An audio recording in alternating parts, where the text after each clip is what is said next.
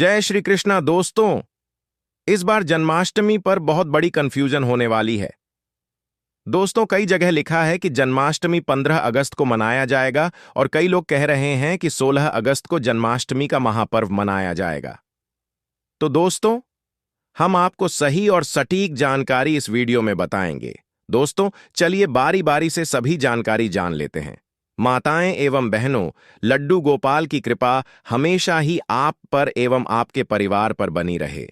माताएं एवं बहनों, आज की वीडियो बेहद ही खास और ज्ञानवर्धक होने वाली है, क्योंकि आप सभी को हम बता दें कि जन्माष्टमी के दिन कुछ ऐसे शुभ योगों का निर्माण होने जा रहा है। अगर आप अपने जीवन में सुख समृद्धि पाना चाहते हैं, आप अपनी हर एक मनोकामना पूरी करना चाहते हैं, तो आपको हम बता दें कि अगर आप लड्डू गोपाल यानी कि श्री कृष्ण की कुछ ऐसी वस्तुएं हैं, अगर आप कुछ ऐसी चीज हैं जिन्हें आप अगर जन्माष्टमी के दिन या फिर जन्माष्टमी से एक दिन पहले अगर आप इन चीजों को अपने घर ले आते हैं, तो मां के चलिए आपके भाग्य के तारे निराले हो जाएंगे। आप अपने जीवन में जो भी परेशानी से जूझ रहे हैं वह हमेशा के लिए समाप्त हो जाएगी। माताएं एवं बहनों, आप सभी को हम बता दें कि अगर आप इन चीजों को अपने घर पर ले आते हो और पूरी पूजा विधि के साथ अगर आप इन चीजों को अपने घर पर रख लेते हो, तो मन करररर चलिए आपको वह लाभ देखने को मिलेगा जो आपने कभी नहीं देखा होगा। इसीलिए माताएं बहनों से हाथ जोड़कर निवेदन है कि हमारे चैनल की इस वीडियो को आप पूरा जरूर देख लें, क्योंकि हम आपको बता देती कुछ ऐसे शुभ संयोग का निर्माण होने जा रहा है कि इस जन्माष्टमी बहुत ही पवन और चमत्कारी होने वाली है।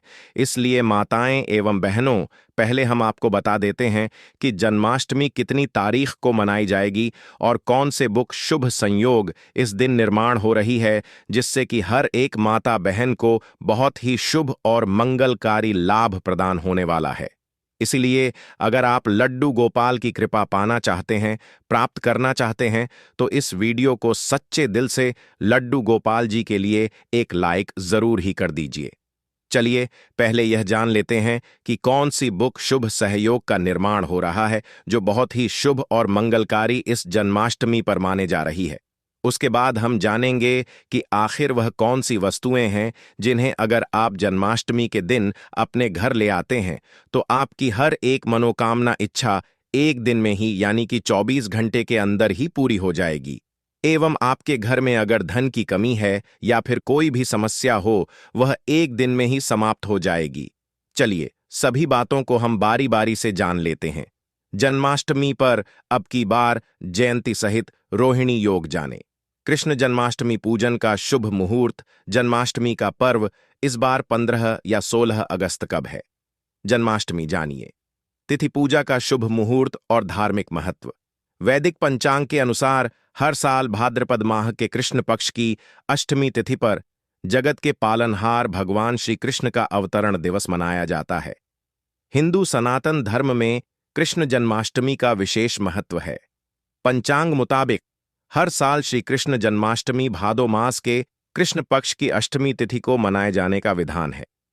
इस दिन भगवान श्री कृष्ण जन्मोत्सव होता है। आपको बता दें कि भगवान श्री कृष्ण के जन्म के समय अष्टमी तिथि, रोहिणी नक्षत्र, लग्न, वृषभ राशि और बुधवार का दिन था। वहीं भगवान का जन्म मध्य रात्रि को हुआ था। इस दिन श्री कृष्ण के बाल स्वरूप लड्डू गोपाल के रूप में उनकी मूर्ति का पूजन करना शुभ होता है। इस साल जन्माष्टमी का पर्व 16 अगस्त को मनाया जाएगा। साथ ही इस दिन सर्वार्थ सिद्ध और अमृत सिद्धि योग बन रहा है, जिससे इस दिन का महत्व और भी बढ़ गया है।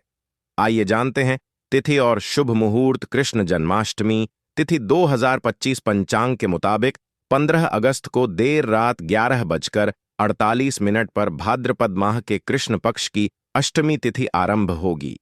वहीं 16 अगस्त को रात और 9:35 पर अष्टमी तिथि का अंत होगा। भगवान कृष्ण का जन्म मध्य रात्रि में हुआ है। इसके लिए भगवान कृष्ण का जन्मोत्सव मध्य रात्रि में मनाया जाता है। कृष्ण जन्माष्टमी शुभ मुहूर्त 2025 जन्माष्टमी पर शुभ मुहूर्त 16 अगस्त को रात्रि 12:05 से लेकर 12:45 तक रहेगा। आपको बता दें कि जन्माष्टमी की रात्रि में भगवान श्री कृष्ण की विधि विधान पूर्वक पूजा अर्चना की जाती है। जयंती योग का शुभ संयोग। इस दिन चंद्रमा वृषभ राशि में होंगे, जैसा कि भगवान कृष्ण के जन्म के समय संयोग बना है। दरअसल उस दिन भी चंद्रमा वृषभ राशि में ही थे। जिस रात में अष्टमी तिथि मध्यकाल में होती है, उसी दिन जन्माष्टमी का पर्व मनाया जाता है। इस दिन रोहिणी नक्षत्र और चंद्रमा का वृषभ राशि में होना बेहद ही शुभ फलदायक रहेगा। साथ में अगर जन्माष्टमी पर सोमवार या बुधवार हो जाए तो यह बहुत ही दुर्लभ संयोग बनाता है। बुधवार और सोमवार को जन्माष्टमी होने पर जयंती योग का शुभ संयोग बनता है, जिसे जयंती योग भी कहते हैं। दरअसल जिस दिन भगवान कृष्ण का जन्म हुआ था उस दिन बुधवार था। ठीक इससे 6 दिन बाद यानी सोमवार को भगवान कृष्ण का नामकरण आदि कार्य किए गए थे। इसलिए जन्माष्टमी सोमवार या बुधवार में होना बेहद शुभ मानी जाती है। माताएं एवं पहलू, आप सभी को हम बता दें कि आपको कुछ ऐसी गलतियां हैं जो कि आपको जन्माष्टमी के दिन भूलकर भी नहीं करनी चाहिए। यह जानना आपके लिए बेहद ही जरूरी और खास है, क्योंकि अगर आप जन्माष्टमी का व्रत रखती हैं तो आपको ऐसी गलतियां भूलकर भी नहीं करनी चाहिए। इसके बाद हम जानेंगे कि आपको जन्माष्टमी के दिन कौन सी वह चीज है जो अपने घर पर जरूर ही ले आनी है। पर इससे पहले हम आपको यह भी बता देते हैं कि ऐसी कौन सी वो गलतियां हैं जो जन्माष्टमी के दिन किसी भी माता बहन को भूलकर भी नहीं करना चाहिए, नहीं तो घर पाप लगता है और इसे आपके परिवार को बहुत ज्यादा कष्टकारी दुख का सामना करना पड़ सकता। इसलिए आप वीडियो को पूरा ही देखें। चलिए जान लेते हैं वह कौन से कम है जो हमें भूलकर भी नहीं करने चाहिए। कृष्ण जन्माष्टमी का दिन बहुत शुभ होता है और मान्यता है कि इस दिन दोस्तों की सारी मनोकामनाएं पूरी होती हैं। हालांकि इस दिन कुछ खास बातों का भी ध्यान रखना जरूरी होता है। आइए जानते हैं कि कृष्ण पूजा के दौरान कौन से काम शुभ नहीं माने जाते हैं। जन्माष्टमी के दिन भूलकर भी तुलसी के पत्ते नहीं तोड़ने चाहिए। भगवान विष्णु को श्री कृष्ण का अवतार माना जाता है। मान्यता के अनुसार तुलसी भगवान विष्णु को अत्यंत प्रिय है, इसलिए इस दिन तुलसी के पत्ते तोड़ना शुभ नहीं माना जाता है। मैं माता एवं बहनों, आप सभी ऐसी गलती भूलकर भी ना करें, क्योंकि इससे घोर पाप लगने की आशंका बनी रहती है। इसलिए आप सभी को इस गलती को भूलकर भी नहीं करना चाहिए, नहीं तो आपके घर में कल इसका मां बन जाता है और ना ही अपने घर पर किसी को यह चीज करने दी। चलिए अगली गलती जान लेते हैं जो आपको भूलकर भी नहीं करनी चाहिए। जो लोग जन्माष्टमी का व्रत नहीं रखते हैं उन्हें भी इस दिन चावल नहीं खाना चाहिए। एकादशी और जन्माष्टमी के दिन चावल और जौ से बने भोज्य पदार्थ खाना वर्जित माना जाता है। माता एवं बहनों, आपको हम बता दें, इस दिन चावल होते हैं, उन्हें आप भूलकर भी ना खाएं, यह अच्छा नहीं माना जाता। और लड्डू गोपाल को ऐसी चीज कभी भी अच्छी नहीं लगती है जो कि आप अगर जन्माष्टमी के दिन ऐसी चीज खाते हैं तो यह बिल्कुल भी शुभ नहीं माना जाता, बल्कि अशुभ ही माना जाता है। इसलिए आप इन चीजों का सेवन भी भूलकर भी ना करें। आज के दिन लहसुन, प्याज या कोई भी अन्य तामसिक भोजन नहीं करना चाहिए। इस दिन घर में मांस और शराब नहीं लाना चाहिए। इस दिन प्याज और लहसुन को तो भूल कर भी नहीं खाना चाहिए, क्योंकि यह तामसिक भोजन में आते हैं और इन चीजों को आप भूल कर भी सेवन नहीं करना चाहिए, क्योंकि यह बिल्कुल भी अच्छा नहीं माना जाता। और लड्डू गोपाल भी, इन चीजों का अगर आप जन्माष्टमी के दिन सेवन करते हैं तो लड्डू गोपाल आपके घर से दूर चले जाते हैं और वह नाराज हो जाते हैं। इसलिए आप इन चीजों का सेवन भूल कर भी ना करें, तो आपके लिए यह बहुत ही शुभ और मंगलकारी माना जाएगा। कृष्ण जन्माष्टमी के दिन भूलकर भी किसी का अनादर ना करें। भगवान कृष्ण के लिए अमीर या गरीब सभी भक्त एक समान ही हैं। किसी भी गरीब का अपमान करने से श्री कृष्ण अप्रसार चाहिए। इससे घर और परिवार में सुख और शांति बनी रहती है। जन्माष्टमी के दिन ब्रह्मचर्य का पालन करना अनिवार्य होता है। इस दिन पूरे पवित्र मन तन से भगवान की पूजा करनी चाहिए।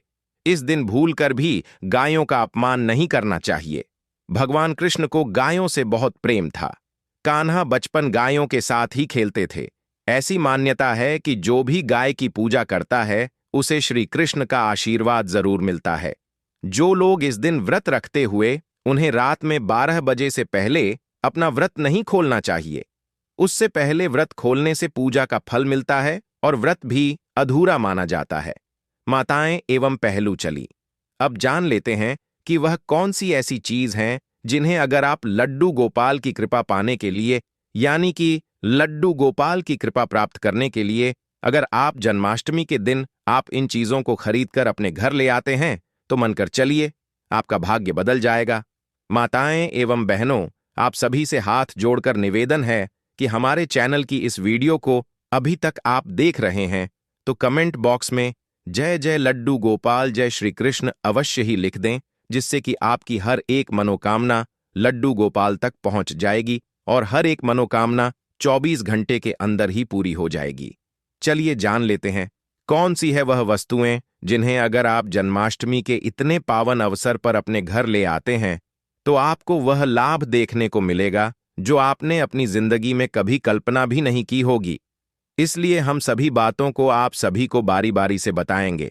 चलिए जान लेते हैं कौन सी है वह वस्तुएं जिन्हें अगर आप जन्माष्टमी के दिन घर ले आएंगे तो यह बहुत ही शुभ और मंगलकारी रहेगा। माताएं एवं बहनों, आप सभी को हम बता दें कि आपको यह तो याद ही होगा कि भगवान श्री कृष्ण को माखन बचपन से ही पसंद था। श्री कृष्ण घरों से माखन चुरा कर खाते थे, इसलिए उनको माखन चोर भी कहा जाता है। जन्माष्टमी के दिन अगर माखन में तुलसी डालकर भगवान श्री कृष्ण को अर्पण करते हैं तो सारी मनोकामनाएं पूर्ण होंगी। बांसुरी, जब भी आप भगवान श्री कृष्ण का चित्र देखते हैं तो उसमें बांसुरी अवश्य होती है। भगवान श्री कृष्ण को बांसुरी अति प्रिय है। बांसुरी प्रेम के कारण इन्हें बंसीधर के नाम से भी जाना जाता है। जन्माष्टमी के दिन आप चांदी या लकड़ी की बांसुरी खरीदकर भगवान श्री कृष्ण को चराएं। पूजा समाप्त होने के बाद उसे तिजोरी में रख दें। इससे घर की आर्थिक समस्या दूर होती है। गाय बछड़े की मूर्ति ज्योतिष शास्त्र के अनुसार गाय में कई देवी देवताओं का वास होता है। अगर आप घर की बनी पहली रोटी गाय को खिलाते हैं तो सारे ग्रह दोष समाप्त हो जाते हैं। भगवान श्री कृष्ण को गाय से बेहद लगाव था। गाय के दूध से बना घी, मक्खन वह खाते थे। इसलिए जन्माष्टमी के दिन गाय बछड़े की मूर्ति को आप घर के मंदिर या मकान के ईस्ट कोण में रखते हैं तो सुख समृद्धि की प्राप्ति होगी। झूला, श्री कृष्ण के लड्डू गोपाल स्वरूप को हमेशा झूले में स्थापित किया जाता है, इसलिए लड्डू गोपाल को झूला अत्यंत पसंद है। जन्माष्टमी के दिन झूला खरीदकर लड्डू गोपाल को उसमें स्थापित करें। घर में सुख शांति बनी रहेगी। पीले फूल भगवान कृष्ण को बहुत प्रिय होते हैं, इसलिए घर में पीले फूल लाना चाहिए। पीले फूल सुख और समृद्धि का प्रतीक होते हैं। पीले फूलों को भगवान कृष्ण की पूजा में चढ़ाने से घर में सुख और समृद्धि आती है। पीले फूलों को घर में सजाने से घर की सुंदरता बढ़ती है। दही और मक्खन, भगवान कृष्ण को दही और मक्खन बहुत पसंद था, इसीलिए घर में दही और मक्खन लाना चाहिए। दही और मक्खन स्वास्थ्य और सुख का प्रतीक होते हैं। मक्खन को भगवान कृष्ण की पूजा में चढ़ाने से घर में स्वास्थ्य और सुख आता है। दही और मक्खन को घर में खाने से स्वास्थ्य अच्छा रहता है। मोर पंख, भगवान कृष्ण के मोर पंख बहुत प्रसिद्ध हैं, इसलिए घर में मोर पंख लाना चाहिए। मोर पंख सौंदर्य और सुख का प्रतीक होता है। मोर पंख को भगवान कृष्ण की पूजा में चढ़ाने से घर में सौंदर्य और सुख आता है। मोर पंख को घर में सजाने से घर की सुंदरता बढ़ती है। में माहिर थे, इसलिए घर में बांस लाना चाहिए। बांसुरी संगीत और सुख का प्रतीक होती है। बांसुरी को भगवान कृष्ण की पूजा में चढ़ाने से घर में संगीत और सुख आता है। बांसुरी को घर में बजाने से घर में संगीत का माहौल बनता है। पीले वस्त्र, भगवान कृष्ण को पीले वस्त्र बहुत पसंद थे, इसलिए घर में पीले वस्त्र लाना चाहिए। पीले वस्त्र सुख और समृद्धि का प्रतीक होते हैं। पीले वस्त्र को भगवान कृष्ण की पूजा में चढ़ाने से घर में सुख और समृद्धि आती है। पीले वस्त्र को घर में पहनने से घर की सुंदरता बढ़ती है। फूलों की माला, भगवान कृष्ण को फूलों की माला बहुत पसंद थी, इसीलिए घर में फूलों की माला लानी चाहिए। फूलों की माला सुख और सौंदर्य का प्रतीक होती है। फूलों की माला को भगवान कृष्ण की पूजा में चढ़ाने से घर में सुख और सौंदर्य आता है। फूलों की माला को घर में सजाने से घर की सुंदरता बढ़ती। धार्मिक पुस्तकें, भगवान कृष्ण के बारे में धार्मिक पुस्तकें घर में लानी चाहिए, जैसे कि भगवद गीता और श्रीमद् भागवती। धार्मिक पुस्तकें ज्ञान और सुख का प्रतीक होती हैं। धार्मिक पुस्तकों को घर में पढ़ने से घर में ज्ञान और सुख आता है। पूजा की थाली घर में लानी चाहिए, जिसमें भगवान कृष्ण की पूजा की जा सके। पूजा की थाली सुख और समृद्धि का प्रतीक होती है। पूजा की थाली को घर में सजाने से घर की सुंदरता बढ़ती है। दीपक घर में लाना चाहिए, जो भगवान कृष्ण की पूजा में उपयोग किया जा सके। दीपक सुख और सौंदर्य का प्रतीक होता है। दीपक को घर में जलाने से घर में सुख और सौंदर्य आता है। अगरबत्ती घर में लानी चाहिए, जो भगवान कृष्ण की पूजा में उपयोग की जा सके।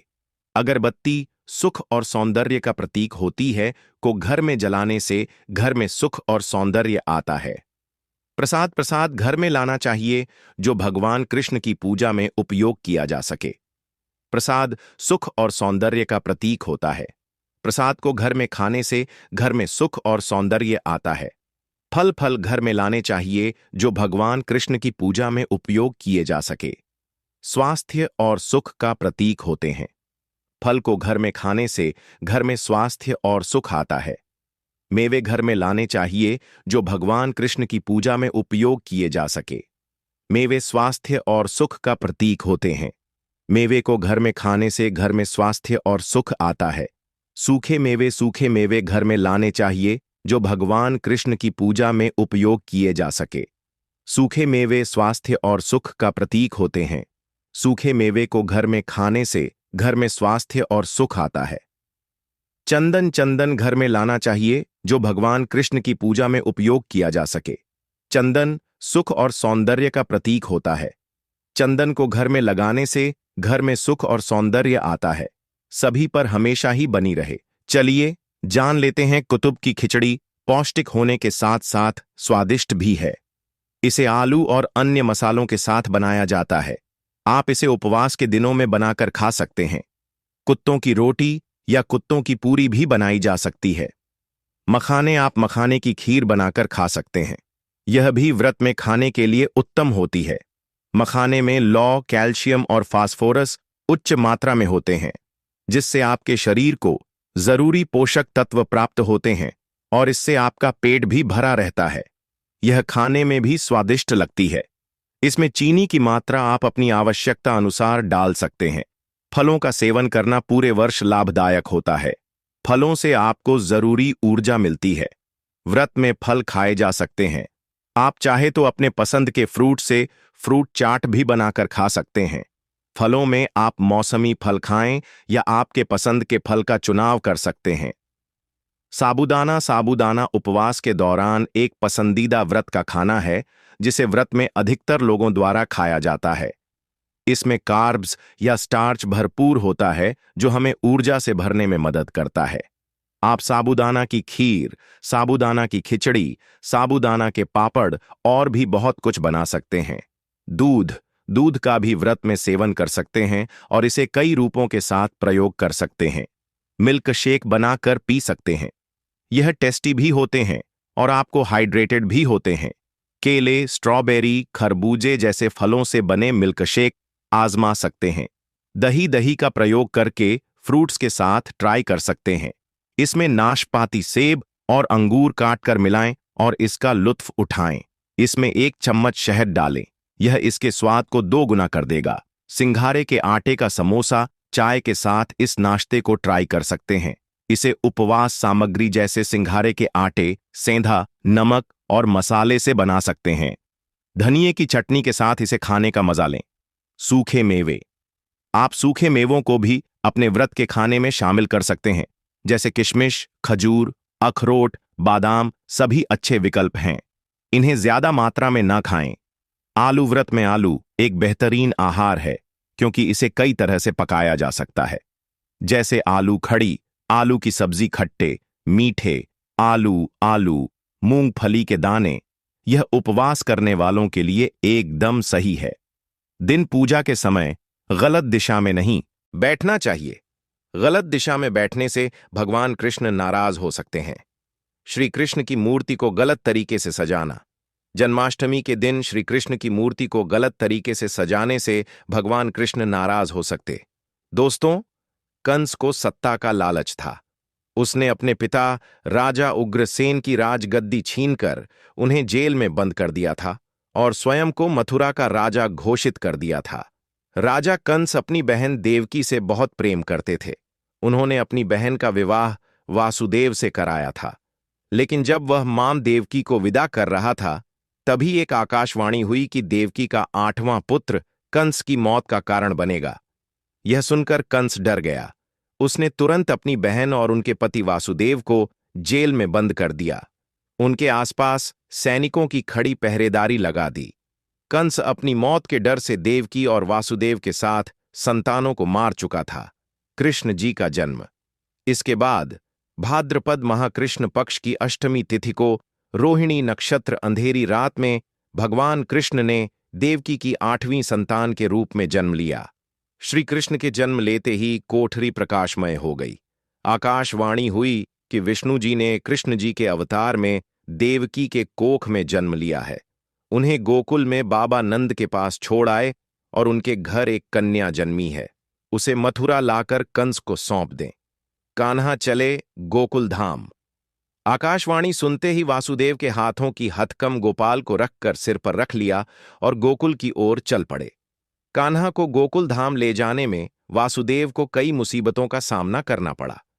यमुना नदी कृष्ण जी के चरणों को स्पर्श करने के लिए उफान पर आ गई, लेकिन चरण स्पर्श के बाद वह फिर से शांत पड़ गई। वह कान्हा को बाबा नंद के पास छोड़ आए और गोकुल से कन्या को लेकर वापस लौट आए। जेल अपने आप बंद हो गया और उनके हाथों में हथकड़ियां लग गईं। कन्या के रोने की आवाज सुनते ही सभी पहरेदार उठ गए। कंस बंदी गृह आया। वह कन्या को देवकी और वासुदेव की 8वीं कन्या समझ उसे मारने चला, लेकिन वह आकाश में उड़ गई और फिर से आकाशवाणी हुई कि कंस को मारने वाला अब इस दुनिया में पैदा हो चुका है। बाबा नंद और उनकी पत्नी मां यशोदा ने कृष्ण जी का पालन पोषण किया। राजा कंस ने कृष्ण जी का पता लगाकर उन्हें मारने की खूब कोशिश की, लेकिन कंस की सारी कोशिशों विफल हुई और कृष्ण जी को कोई मार नहीं सका। अंत में श्री कृष्ण ने कंस का वध किया। राजा उग्रसेन को फिर मथुरा की राजगद्दी सौंप दी। इस तरह से जन्माष्टमी की व्रत कथा पूरी हुई। दोस्तों, आगे बढ़ने से पहले कमेंट बॉक्स में अपनी राशि भी डाल दीजिएगा। यदि हमारे पास कोई उपाय होगा तो वह आकर हम आपके कमेंट के रिप्लाई में बता देंगे। दोस्तों, जन्माष्टमी पर भूलकर भी ना करें। यह गलतियां तुलसी को लेकर ना करें। यह गलती जन्माष्टमी के दिन भूलकर भी तुलसी की पत्तियां तोड़ने से बचना चाहिए। दरअसल शास्त्रों में कहा गया है कि कृष्ण भगवान विष्णु के अवतार हैं और उन्हें तुलसी अति प्रिय है। ऐसे में इस दिन तुलसी की पत्तियां नहीं तोड़नी चाहिए। जन्माष्टमी से पहले आप तुलसी तोड़कर रख लें। बिना तुलसी के जन्माष्टमी का पर्व अधूरा है। भगवान कृष्ण किसी भी ऐसे भोग को स्वीकार नहीं करते जिसमें तुलसी पत्र न पड़ा हो। ऐसा भोग पाप के समान होता है। जहरीला माना जाता है चावल खाना। ये बात तो सभी जानते हैं कि एकादशी के दिन चावल नहीं खाने चाहिए, लेकिन बहुत ही कम लोग जानते हैं कि जन्माष्टमी के दिन भी चावल को खाना वर्जित होता है, चाहे आप व्रत रखें या ना रखें। लेकिन जन्माष्टमी के दिन चावल खाना शुभ नहीं माना जाता। तामसिक भोजन जन्माष्टमी के दिन तामसिक भोजन वर्जित माना जाता है। ऐसे में इस दिन मांस, मदिरा, प्याज और लहसुन नहीं खाना चाहिए। इस दिन गलती से भी लहसुन प्याज का खाना कभी मत बनाना, क्योंकि राहु केतु के कारण ही लहसुन प्याज की उत्पत्ति हुई है और भगवान विष्णु और राहु केतु के बीच में भीषण शत्रुता होती है। अनादर करना। भगवान कृष्ण के लिए सभी भक्त एक समान होते हैं। ऐसे में इस दिन किसी भी व्यक्ति का अनादर करने से बचना चाहिए। एक बार भगवान कृष्ण के भक्त ने एक व्यक्ति का अपमान कर दिया था। उसी क्षण भगवान कृष्ण ने अपने भक्त को श्राप दिया था। इसीलिए किसी का भी अपमान न करें। हाँ, गाय को सताना। गाय भगवान कृष्ण को बहुत ही प्रिय है, क्योंकि कृष्ण अवतार में उनका पालन पोषण एक ग्वाले के घर में हुआ था। ऐसे में जन्माष्टमी के दिन किसी भी गाय और बछड़े को भूलकर भी नहीं सताना चाहिए। भगवान कृष्ण गाय को सबसे प्रिय मानते हैं। गाय माता को सबसे ज्यादा प्यार करते हैं। इसीलिए गाय को इस दिन रोटी, फल वगैरह मिठाई अवश्य खिलाएं। जन्माष्टमी के दिन केवल सात्विक खाना खाएं। जन्माष्टमी व्रत में दूध और दही जरूरी है। व्रत के दौरान ताजे फलों के शेक, लस्सी, छाछ या दूध का मजा ले सकते हैं। नारियल पानी पी सकते हैं। जन्माष्टमी के दिन पेड़ों को काटना भी अशुभ माना जाता है।